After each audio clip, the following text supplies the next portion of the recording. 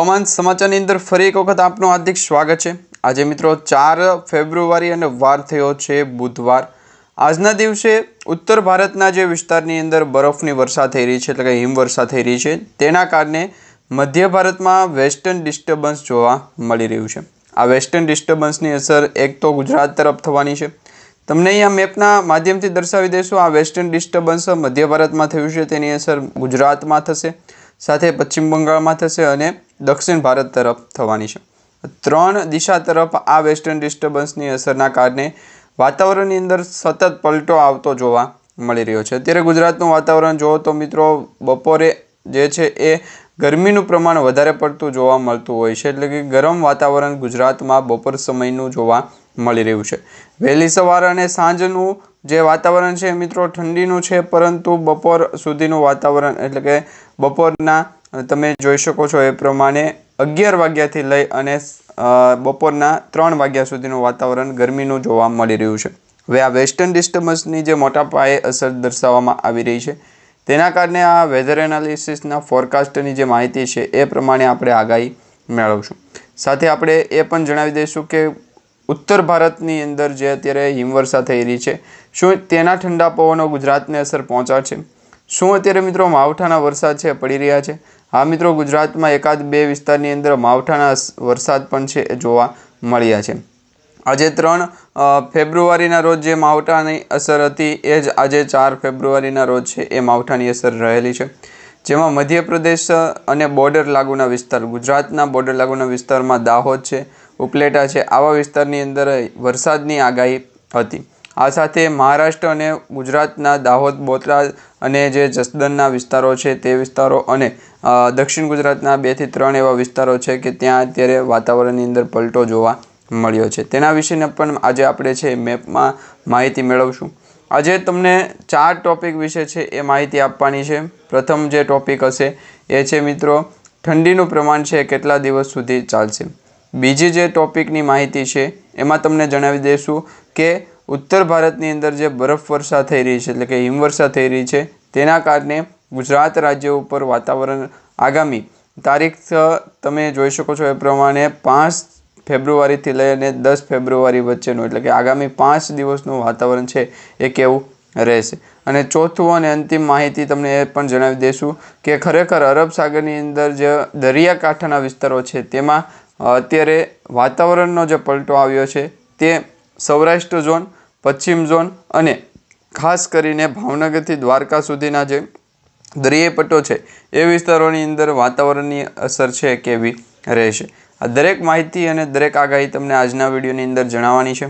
ખાસ કરીને તમે વિડીયોને છે એ છેલ્લે સુધી જોવાની કોશિશ કરજો, કારણ કે મિત્રો આ વિડીયો તમે છેલ્લે સુધી જોશો તો જ તમને માહિતી છે એ પ્રોપર સમજાશે કે ગુજરાત રાજ્યનું વાતાવરણ જે છે આગામી 2 થી 3 દિવસ માટે કઈ દિશા તરફ આગળ વધી શકે છે। કારણ કે ભારત દેશના દક્ષિણ ભાગની અંદર અત્યારે જે વરસાદની સ્થિતિ જોવા મળી રહી છે, જેમાં અત્યારે પોંડુચેરી છે, તમિલનાડુ છે, સાથે ચેન્નઈ અને મદુરાઈ, બેંગ્લોર અને બેંગલવી આટલા વિસ્તારોની અંદર બરફ જે છે એ બરોબર તમે જોઈ શકો છો એ પ્રમાણે વરસાદની સ્થિતિ જોવા મળી રહી છે।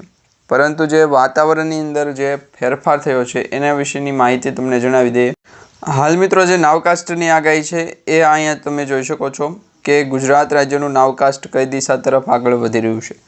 સૌપ્રથમ તમે અહીંયા ચેક કરી શકો છો વાતાવરણની અંદર હાલની જે હવામાનની સ્થિતિ છે।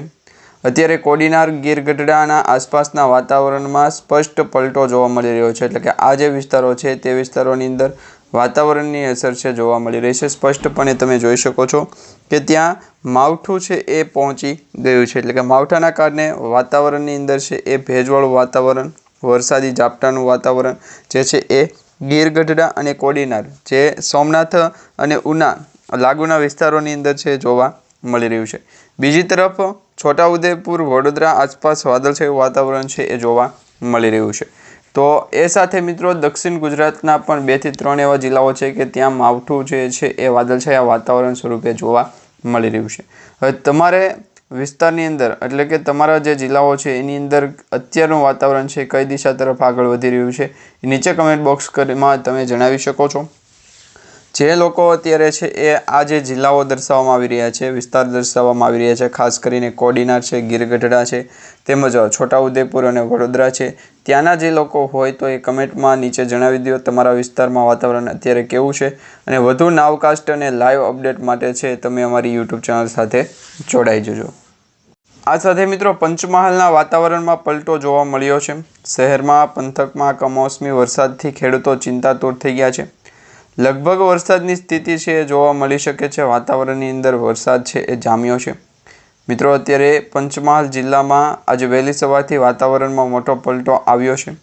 સાથે વાદળછાયા વાતાવરણ વચ્ચે શહેરના તાલુકાના ગ્રામ્ય વિસ્તારોમાં કમોસમી વરસાદ છે એ પડ્યો છે. ખાસ કરીને મોરવા અને રેણા પંથકમાં તમે હળવો વરસાદી માહોલ છે એ જોવા મળી શકે તે પ્રકારની આગાહી જોવા મળી રહી છે.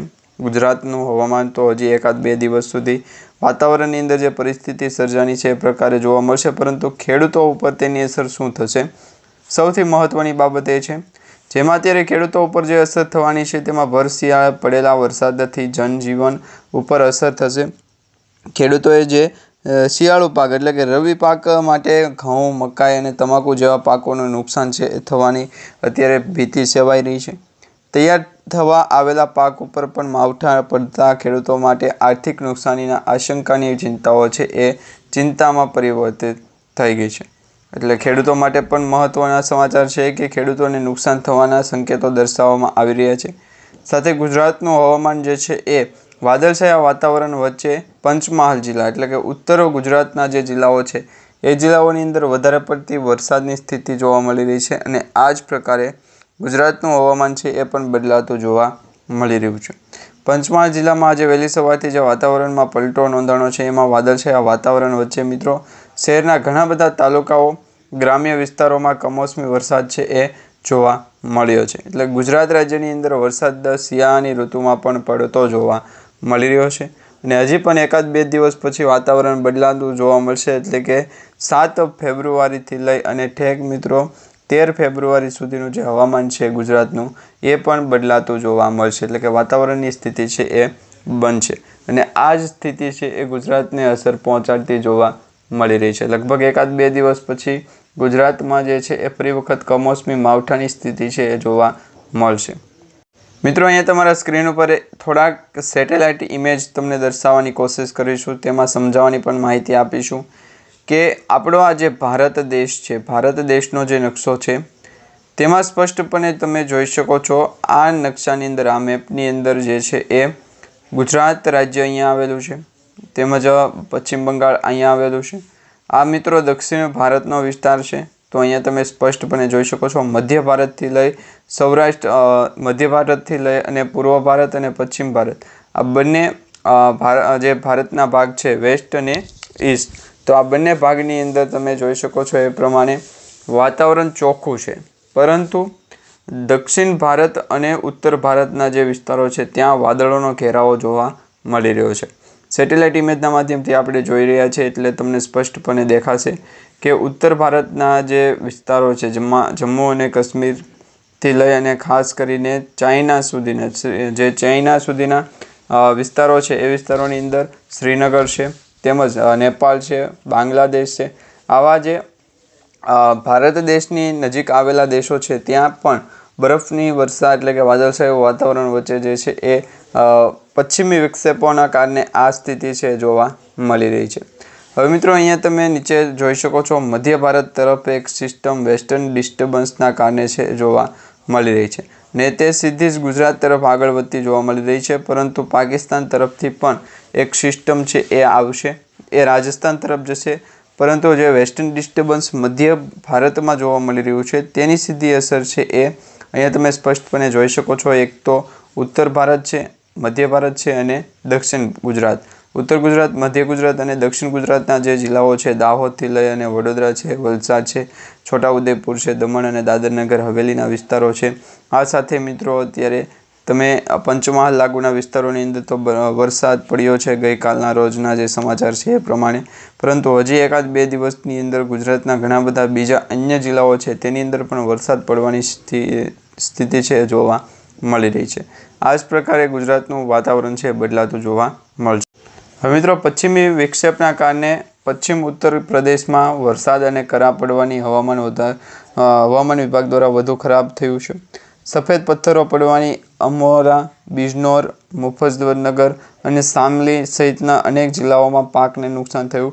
હવામાન વિભાગે આગ્રા અને મોરાદાબાદ વિભાગ સહિત 10 જિલ્લાઓમાં આગામી થોડા દિવસો માટે વરસાદ અને કરા પડવાની ચેતવણી જાહેર કરી છે. તો બીજી તરફ આ દરમિયાન મધ્ય ઉત્તર પ્રદેશમાં ઝરમર વરસાદ, વાવાઝોડા અને વીજળી પડવાની પણ શક્યતા છે.